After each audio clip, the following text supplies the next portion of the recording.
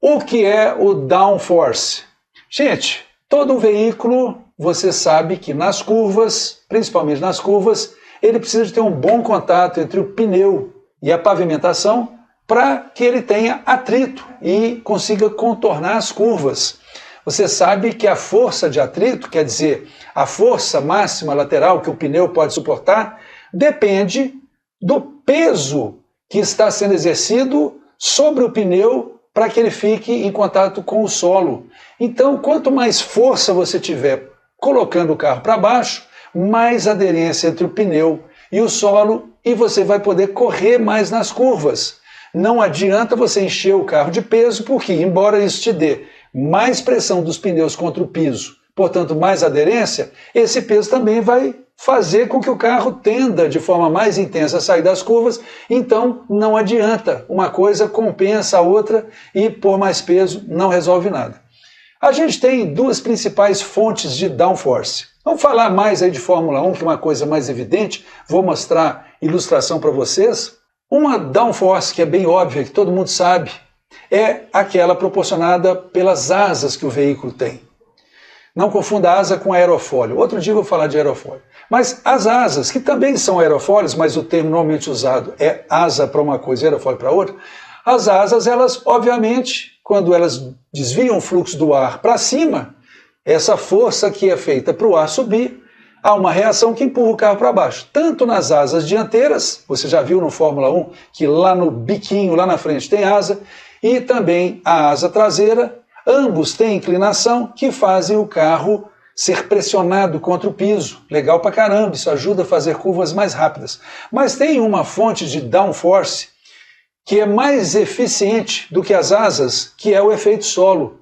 Quando você tem as asas, ao jogar, quando ela direciona o ar para cima, você tem que esse ar consegue escapar, o ar aceita uma mudança de trajetória mais fácil, e o ar também pode querer escapar para os lados, então você vê que você tem uma ação das asas, que ela é um pouco solta, mas debaixo do carro não. Embaixo do carro você tem um ambiente confinado, sobretudo se tiver ali uma vedaçãozinha lateral, hoje proibida, antigamente podia e chamava-se as mini saias, Mas com mini saia ou sem, debaixo do carro, quando você tem uma pressão negativa, a eficiência de puxar o carro para baixo é muito grande. Então você vai ver nos desenhos que você tem embaixo do carro uma asa invertida, parecida com aquela asa do avião, mas ela está para baixo, de forma que você consegue fazer uma pressão bem baixa sobre o carro e não tem como entrar ar em volta para atrapalhar isso,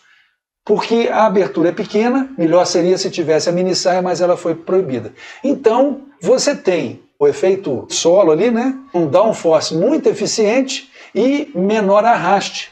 Quando você produz downforce pelo efeito solo, você tem pouco arraste aumentado no carro. Quando você usa asas para conseguir um downforce, o arraste é maior. Então você consegue mais força de pressão no carro para baixo com o mesmo arraste, usando o efeito solo ao invés de asas. Mas o legal é combinar os dois. Vamos continuar aqui?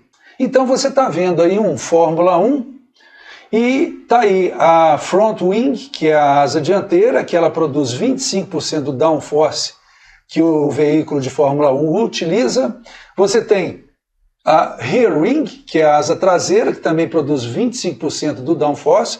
A própria carroceria, o próprio shape, o próprio formato da carroceria, também produz um downforce pequenininho, 5 a 10%, mas você está vendo aí que o downforce melhor, mais importante, mais efetivo, ele é produzido embaixo do carro, tanto pelo efeito do solo, seria esse floor, e também do difusor. O difusor ele promove uma curva na saída desse ar que estava debaixo do carro, então você tem embaixo do carro 40% a 45%, quer dizer, quase metade do downforce de um Fórmula 1, ele é produzido embaixo do carro.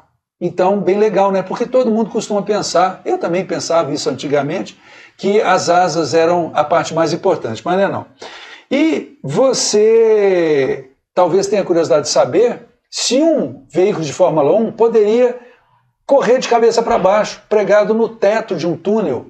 E a resposta é sim. Se ele for bem rápido mesmo, você consegue tanta força jogando o carro em direção ao chassi que você consegue uma força maior que o peso do carro. Ele poderia andar num túnel de cabeça para baixo. Não fizeram esse teste, mas nada obsta que um dia venha a ser feito. Para você ter uma ideia, segundo o MIT, o Massachusetts Institute of Technology, ele já fez cálculos lá, fez ensaios e chegou à conclusão que a 160 km por hora, o Fórmula 1 pode gerar downforce de 750 quilos, de forma que, lá pelos 300, um Fórmula 1 conseguiria andar numa boa pregado no teto de algum lugar sem cair.